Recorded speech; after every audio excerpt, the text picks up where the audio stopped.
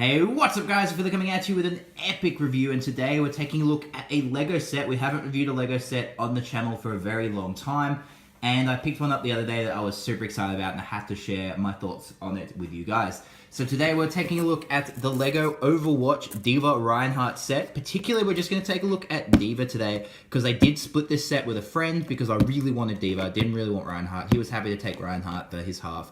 So we're going to focus on D.Va in this video today. If you would like to see Reinhardt in a future video, I'll try and grab it off him and give you guys my thoughts on Reinhardt as well. So as always guys, we're going to start off by taking a look at the box. And of course the logo that they have for the LEGO Overwatch sets is great. Very reminiscent of the actual Overwatch logo. They've got the Tracer minifig in a very similar pose, which is really nice. And the Tracer minifig looks great. Like, I actually really want to go pick up the Tracer set. It's actually the cheapest set in the line. Just to get that figure. I literally kind of want all the Overwatch sets because all the figures look absolutely amazing. So, D.Va, not as much, but a lot of it, mostly because she's going to be in the mech most of the time, but a lot of the figures in the set look amazing. So, as you can see here, we have the D.Va and Reinhardt standing on Numbani, and then if you flip it over to the other side, you have them standing on King's Row. Now, I'm not sure if this is exclusive just for them, because having two different maps on their box art, because I know all the other sets are based around specific maps in the game. You have on the side here, you have D.Va and Reinhardt in their minifig form. Now, unfortunately, I don't think you can put D.Va in that pose. You can't really bend her back like that, but that is one of her signature poses from the game. And then the bottom you have information. The top, you have the usual 1-to-1 scale of the minifigs, so you know what minifigs you get in the set. And then on the side, more info, and then the Overwatch logo. Now, next up, we're going to take a look at Hana herself. So Hana is D.Va.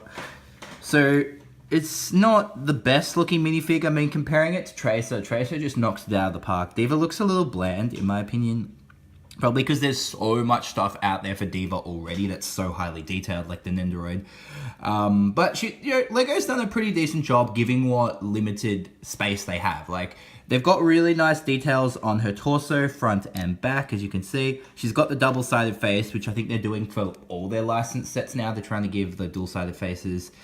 She's got her winky face and her bubblegum face. She has decent hair as well, decent hair decal, unique as well, because it has the headset. It's attached to the hair, so you don't have to worry about losing it. And of course, you've got some details on the front of the legs there. I'm a little disappointed they didn't do anything on the back of the legs. I'm kind of noticing that LEGO's doing that quite a lot.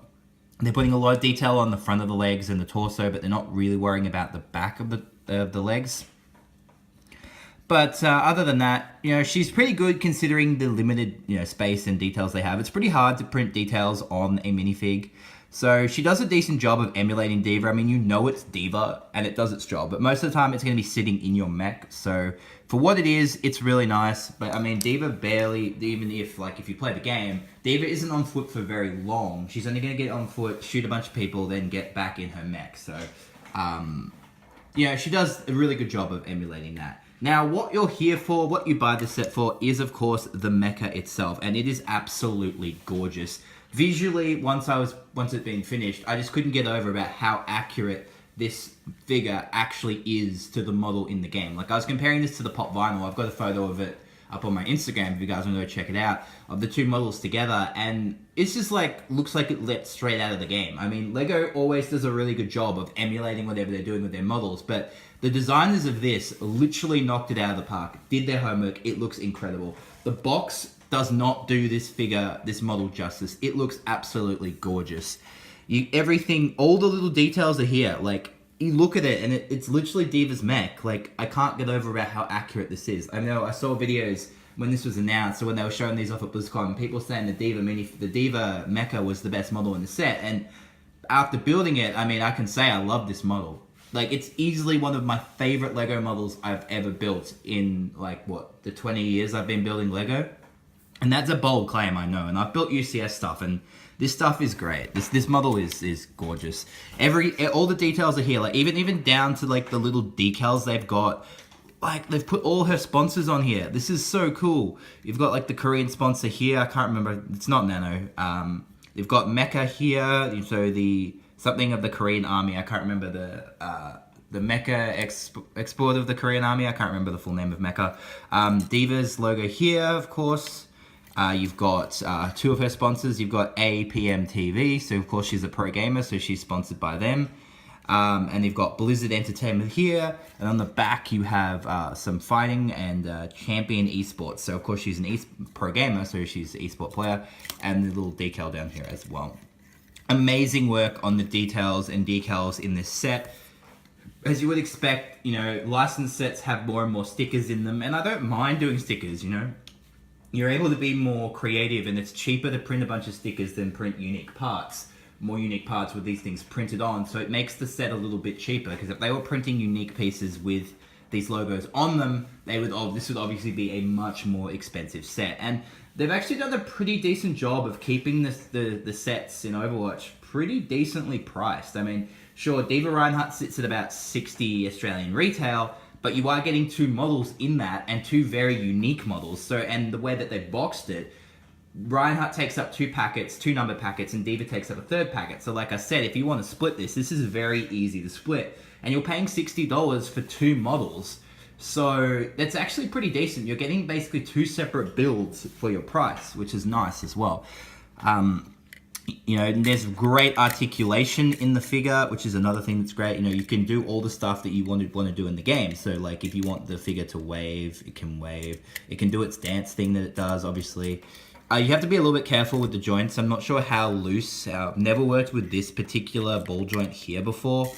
But yeah, I assume you have to be careful. You know, you've got the decals here. You've got the firing mechanism on the arms. So this Lego's been using this particular firing mechanism for, I think, a year, 2 or 3 years now. I could be wrong.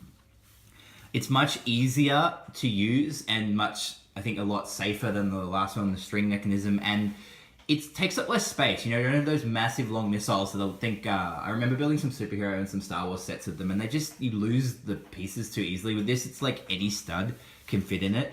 Now, I'm a little disappointed that they are grey, but they do a really good job of hiding it behind all the pink. And one thing I think that they could have done would have been really cool to include with these sets is have a few extra pieces so that you can make the golden guns if you really want to, because obviously in comp, if you win enough competitive games, you can get your character golden guns. That would have been really nice to see, but obviously it's Lego, so we probably have a way to do that anyway, and you can always just paint it if you really want to. Another thing I really love about the figure is the way that they've done the cockpit. So this does kind of move down a little bit if you want to put her in the front, but of course she's designed to go in the back. So they do have these blasters here, which are meant to resemble her joysticks that she uses to pilot. And then this lifts up at the back as well, and then you slot Hana in like so. Now, there is a lot of space in the back of the mech, so it's really hard to get D.Va perfectly in the front 100% of the time. But she does slide in there really easily, and she's really easy to get out. Overall, guys, I think this is one of the best, like I said, it's one of the best Lego sets that I've built in a really long time. As a D.Va fan, I am definitely satisfied by this. Like, I loved building this, and this looks great with all your other existing D.Va stuff. So if you're not a fan of Lego particularly, or you're not collecting all the Overwatch sets, and you're a huge fan, but you're a huge fan of D.Va, and you want to build something, you want to build a mecha, this is definitely the set for you. My advice, again, is if you can, split this set. But if you like Reinhardt, I'm sure Reinhardt's a great build as well. And I'd love to do a review on him in the future if I can get it off get Reinhardt off my friend and let you guys know.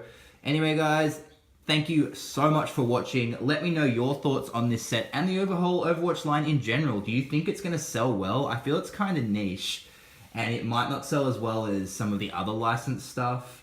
What's your favorite set in the line? Have you bought them all? Do you like the fact that every set has a unique minifigure, in the sense that if you buy all the Wave 1 sets, you're not going to get a duplicate minifigure? And I think that's very unique for Lego, because I know with a lot of Lego sets out there, particularly licensed sets, you buy all the sets in the line and you end up getting multiples of the same figure. Like, you look at the superhero stuff, like every single Batman and Spider-Man set has a Batman and a Spider-Man in it. Whereas every single Overwatch set has a unique character, has a different character in it, or a different number of characters. So it definitely encourages you to go out and buy all the sets so you can have all the characters and you're not going to have any duplicates. Anyway, guys, thank you guys so much for watching. Feel free to check out some of my older Lego videos. I think I did the Arkham Asylum Breakout a few years ago, which was a lot of fun.